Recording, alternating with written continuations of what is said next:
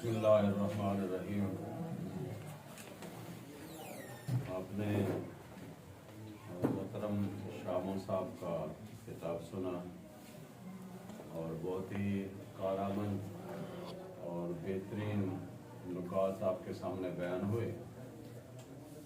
मैं एक दो चीज़ों की तरफ सिर्फ तवज्जो दिलाने की कोशिश करूँगा। यहाँ पर आप तस्वीरें देख रहे हैं, ये जो 10-12 तस्वीरें हैं, इन पर आपने कभी गौर भी किया होगा, पढ़ा भी होगा। अभी ये तस्वीरें बहुत ही कम हैं। वैसे अगर तारीख को हम लोग ढूंढेंगे तो ऐसी तस्वीरें हज़ारों की तादाद में मिल जाएंगी। और ये वो लोग हैं कि जो मुसलमानों में साइंसदान गुजरे हैं, तालीमी इदारों से फारिग हुए, फिर उन्होंने जाकर के इंसानों के मुआशरे में तरक्की के लिए नई नई राहें इन्होंने खोली हैं। तो जब इनके हालात को आप पढ़ेंगे तो उसमें पता चलेगा कि कोई इनमें से तबीब था, इसके साथ साथ वो तारीखदान भी था, इसके साथ साथ अगर आप देखेंगे कि वो मुफस्सिर भी था, इसके साथ अगर देखेंगे तो वो इल्म नफ्सियात का माहिर भी था। यानी दीन और दुनिया दोनों उलूम इनके अंदर मौजूद थे। इनमें से कोई भी ऐसा आपको नहीं मिलेगा कि जो इंजीनियर था लेकिन उसके पास दीन का इल्म नहीं था, ये आपको नहीं मिलेगा। ऐसा नहीं मिलेगा कि कोई माहिर फल्कियात था लेकिन उसके पास दीन का इल्म नहीं था। ये पूरी तारीख को आप छान करके देखेंगे, मुसलमानों की तारीख में जब तक उनको उरूज हासिल था तो ऐसे लोग पैदा नहीं हुए। इसकी वजह क्या थी? इसकी वजह ये थी कि मुसलमानों के पास जो निज़ाम तालीम और तरबियत था उसकी बुनियाद यही थी कि ऐसा निज़ाम हो कि जिसमें इस दुनिया का और दुनिया के पैदा करने वाले का ताल्लुक को ज़ाहिर हो। इस दुनिया को किसने पैदा किया, क्यों पैदा किया, इंसान को क्यों पैदा किया और इंसान की हिदायत के लिए उसने क्या इंतजामात किए हैं, उसने इंसानों की हिदायत के लिए कौन सी किताबें नाज़िल की हैं, उनके अंदर क्या अहकामात दिए गए हैं, कौन सा सिस्टम अंबिया किराम लेकर आए थे इंसानों के लिए। तो ये चीज़ कुरान मजीद में और कुरान मजीद के साथ जो दूसरे मुआविन उलूम थे उनके अंदर मौजूद था। तो मुसलमानों ने निज़ाम तालीम में दीनी इल्म को और दुनियावी उलूम को दोनों को इकट्ठे किया था। साइंस के अंदर उन्होंने जो तरक्की की वो दीनी उलूम की बुनियाद पर की। दीन और दुनिया को उन्होंने अलग नहीं किया और ये अलग जाकर उस वक़्त हुआ जिस वक़्त बर्रे सगीर के अंदर मुसलमानों की हुकूमत ज़वाल पजीर हुई और मगरिब से जो है अंग्रेज़ आए और उन्होंने आकर के इन इलाकों को फतह किया। तो फिर उन्होंने जिस तरीके से और चीज़ों के अंदर तफरीक पैदा की, इस तरीके से इल्म को भी दो हिस्सों में उन्होंने तकसीम कर दिया।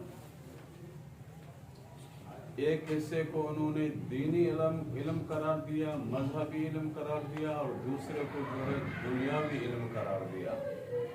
और जो सिस्टम उन्होंने मुतारिफ कराया स्कूल और कॉलेजों की सूरत में, तो उसमें जदीद उलूम को शामिल किया लेकिन दीनी उलूम को बिल्कुल अलग थलग कर दिया। इसका नतीजा ये हुआ कि जो वहाँ से फारिग हुए तो उनके पास एक इल्म तो था लेकिन दूसरा इल्म नहीं था। یہ ایسے سمجھے کہ ایک انسان کے دو بازو ہوتے ہیں، اگر ایک بازو فالج زدہ ہو اور دوسرا صحیح ہو تو وہ انسان کام کا نہیں ہے. دایاں اس کا جو ہے بازو فالج والا ہے، بایاں صحیح ہے، پھر بھی کام کا نہیں ہے. بایاں فالج زدہ ہے اور دایاں صحیح ہے، پھر بھی وہ کام کا نہیں ہے.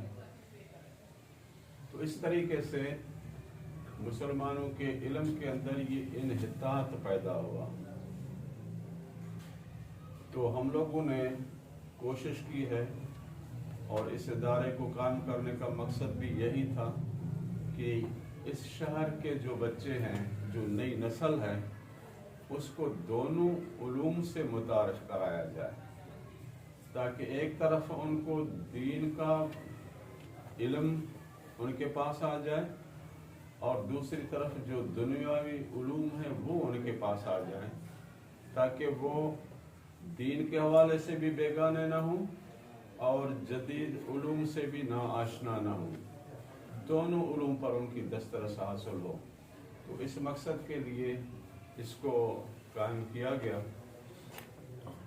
ہمارے معزز مہمان شامہ صاحب نے آپ کے سامنے کچھ چیزیں رکھی تھی اور آپ سے سوالات بھی کیے تھے.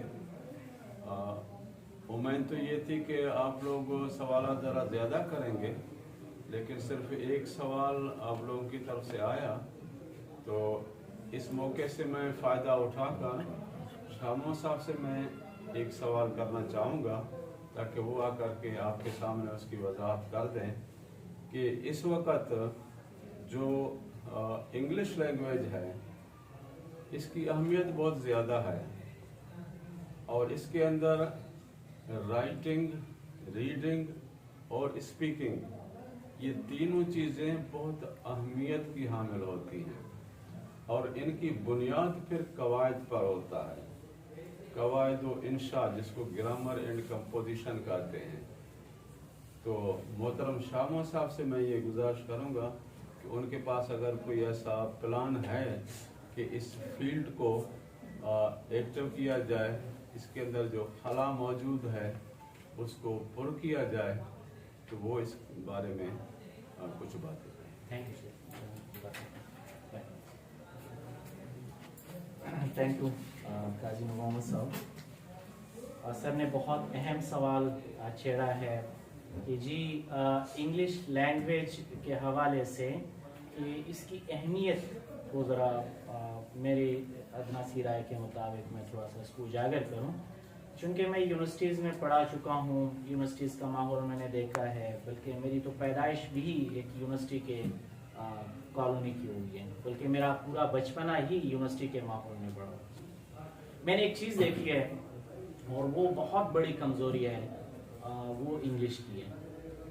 لوگ یونیورسٹی کے لیول تک تو پہنچ جاتے ہیں لیکن وہ صحیح طریقے سے لکھ نہیں پاتے جو انگلش میں لکھتے ہیں، کیونکہ آپ کو پتہ ہے ہمارے تعلیمی نظام جو ہے اردو بالکل ضروری ہے. اردو کے بغیر دیکھیں میں بول چال کروں گا تو اردو میں کروں گا، عام لوگوں سے جب میں مخاطب ہوں گا میں اردو میں مخاطب ہوں گا، لیکن کچھ ایسی جگہ ہوتی ہیں جہاں میں شاید اردو استعمال نہ کروں، وہاں مجھے انگلش میں. مثال آپ میڈیکل پڑھیں گے تو آپ کو انگلش میں پڑھنا ہوگا، آپ انجینئرنگ پڑھیں گے آپ کو انگلش میں پڑھنا ہوگا، آپ ایک اچھے لائر بنیں گے آپ کو انگلش میں پڑھنا ہوگا، اور آپ کو لغات پہ کمانڈ ہوگا، آپ کو قواعد پہ جو لینگویج کے قواعد ہیں جسے گرامر اینڈ کمپوزیشن جیسے قاضی صاحب نے کہا، اس پہ اسٹرکچرز پہ کمانڈ ہوگا، کلازز پہ کمانڈ ہوگا، کس لفظ کو کہاں استعمال کروں، کس لفظ کو کہاں استعمال نہ کروں، لکھوں تو کس طریقے سے لکھوں، پریسائز لکھوں، کنسائز لکھوں، کلیئر لکھوں، ان ایمبیگوس لکھوں، میں الفاظ بولوں.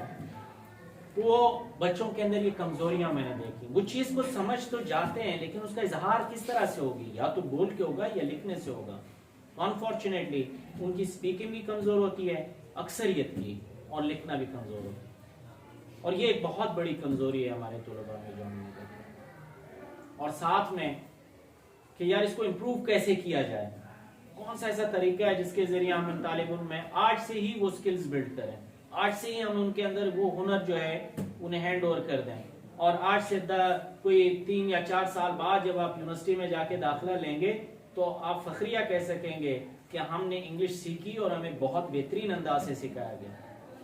تو قاضی صاحب سے التماس بھی ہے، ان سے درخواست بھی، ان سے پہلے بھی میں نے عرض کیا تھا کہ میں چاہتا ہوں کہ میں انگلش لینگویج کے کلاسز سٹارٹ کروں، اور شاید قاضی صاحب نے مجھے اپریشیٹ بھی کیا، بہت مجھے انکریج کیا، اللہ ان کو لمبی عمر دے، صحت دے، کہ اس کا آغاز ہم یہاں اسکول سے کریں گے.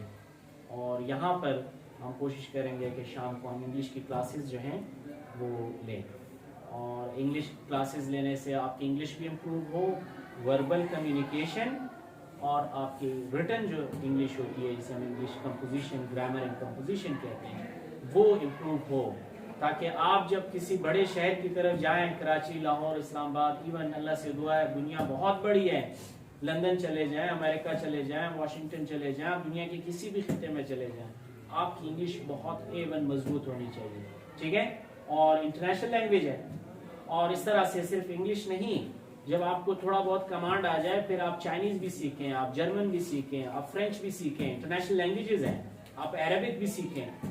عربک تو آلریڈی آپ سیکھ رہے ہیں اپنے اکیڈمکس میں، اور ساتھ ساتھ میں جو مختلف لینگویجز ہیں اللہ رب العزت کی جو زبانیں اللہ نے پیدا کی ہیں وہ آپ سیکھیں. اور زبانوں کا سب سے بڑا فائدہ یہ ہوتا ہے کہ وہ کام جو بڑے بڑے تگودوں سے بھی حل نہیں ہوتی، وہ اچھے زبان اور سہل جو آپ کا گرامر ہوتا ہے اس کے استعمال کر کے آپ بہت بڑے سے بڑے مسئلے کا بھی حل نکال لیتے ہیں، ٹھیک ہے. تو لینگویج جو ہے اس کے لیے انشاءاللہ اللہ نے چاہا ہم ایک چھوٹی سی کاوش کریں گے، اور امید یہ ہے